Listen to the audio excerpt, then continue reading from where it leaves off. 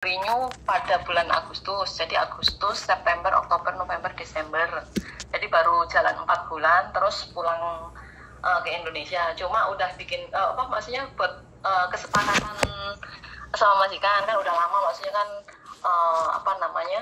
mau pulang terus kayak gitu kan. Tapi majikan bilang belum ngasih kayak gitu. Terus kalau mau cuti lama nggak apa-apa kayak gitu, nanti kalau udah sampai mau balik lagi tinggal kabarin kayak gitu kan. Tapi bos tuh kan telepon terus kayak gitu bisa balik lagi atau enggak kayak gitu kan. Tapi yang terakhir kan udah 4 bulan jalan, jadi di rumah kan udah 4 bulan setengah kayak gitu ya, takutnya kan bermasalah gitu. Jadi itu maksudnya kalau balik lagi itu masih bisa atau harus memulai proses awal gitu. Visa sampean sudah selesai kan? Sudah finish? Yang dulu finish, jadi yang ini kan baru renew, jadi saya masih punya visa panjang. Oke, sampai telepon. Agustus 2025. Oke, telepon sama majikannya. Dia masih mau apa enggak? Kalau dia enggak mutus, sampean bisa balik, tapi setelah balik sampean laporan ke imigrasi sama majikan. Oh, begitu ya? Ya. Makanya sampean telepon dulu majikannya.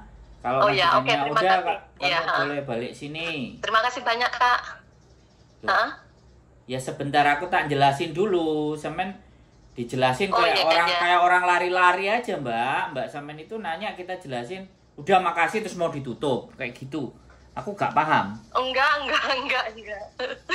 Ya terima kasih banyak. Sampean telepon dulu majikan. Visanya udah diputus apa belum? Iya. Kalau belum diputus ya silakan. Baru ya dengerin saya ngomong dulu, Mbak. Sampean halo. Halo, woi, Mbak. Saya belum selesai ngomong. Iya. Bisa dipahami nggak? Oh iya. Ini soalnya telat. Saya ngomong di sananya dengerinnya telat. Bisa dipahami nggak? Oh gitu. Oh iya. Nah, makanya sampean dengerin dulu sampai saya berhenti ngomong. Oh iya, maaf. Jadi sampean tanyakan kepada majikan. Kalau dia masih mau, ya silahkan. Sampean tinggal minta uang tiket terus balik, gitu aja. Iya. Nah, kalau majikan udah bilang udah mutus, ya sudah. Terus majikan misalnya nggak ngangkat teleponnya sampean, ya sudah. Artinya sampean juga ya dianggap selesai karena majikan nggak ngerespon. Oh iya.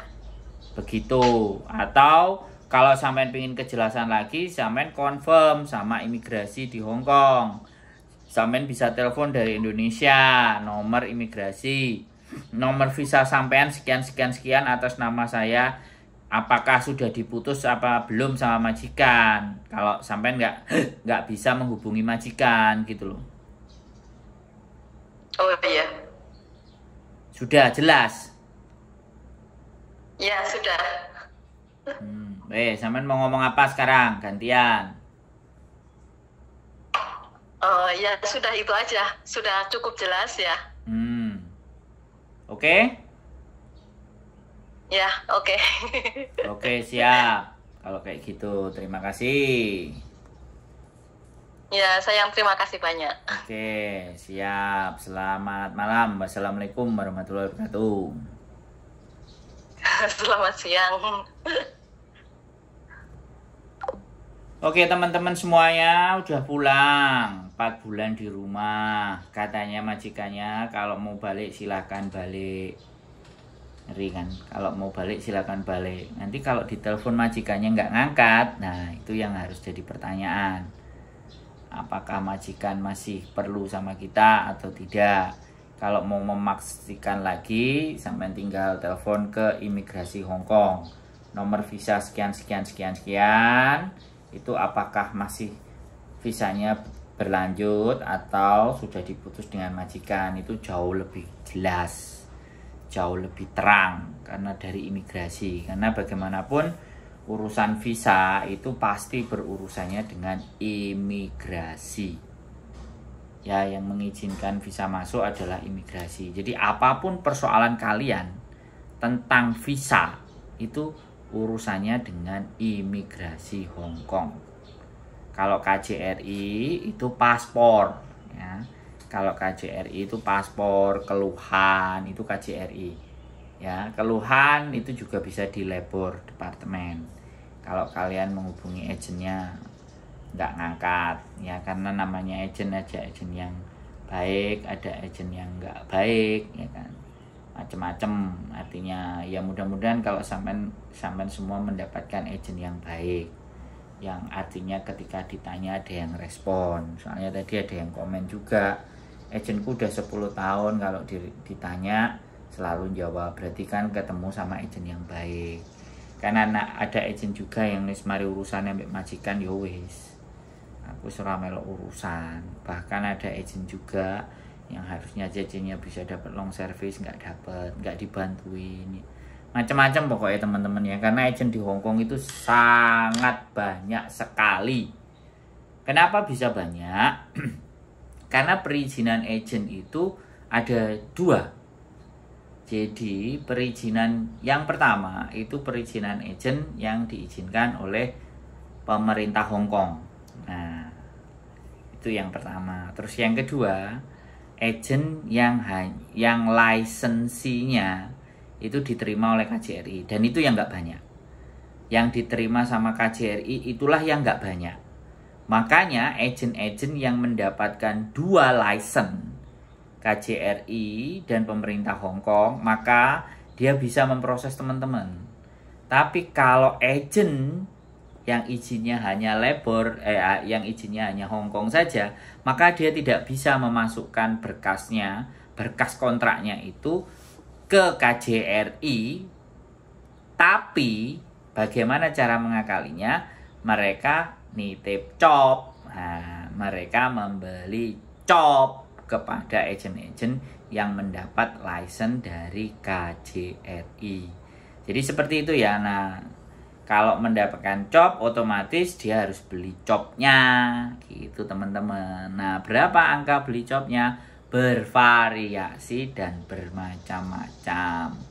Nah, makanya di hadapan KJRI yang dipanggil kalau ada persoalan ataupun masalah ya agen yang mendapatkan lisensi dari KJRI.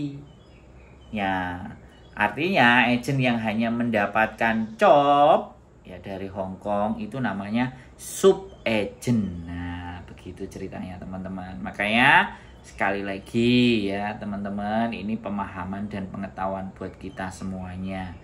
Kadang-kadang agen yang sudah dapat lisensi itu juga kadang-kadang pelayanannya juga belum tentu.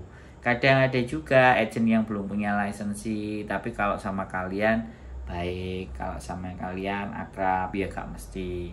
Ada agen yang sub agent itu juga nggak baik, biasa namanya sub agent. Tapi kalau agen yang terlisensi di KJRI sampai nggak baik, harusnya KJRI itu memberikan sanksi. Karena saya pernah juga bekerja di agen yang notabene-nya pernah izinnya itu dibekukan. Dibekukan itu artinya dia nggak bisa masukkan berkas kontrak. Pernah waktu itu salah satu agen yang tidak berkas kontraknya itu tidak bisa masuk ke KJRI.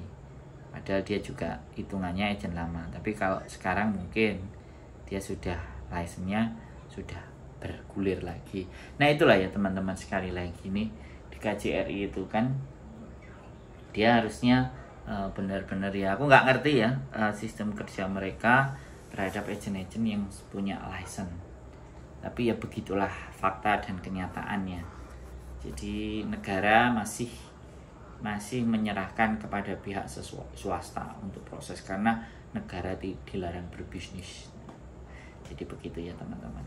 Makanya tetap semangat dan berjuang. Ada tidaknya agen ketika kalian mengerti dan memahami peraturan, maka sebenarnya adanya agen itu tidak terlalu berpengaruh.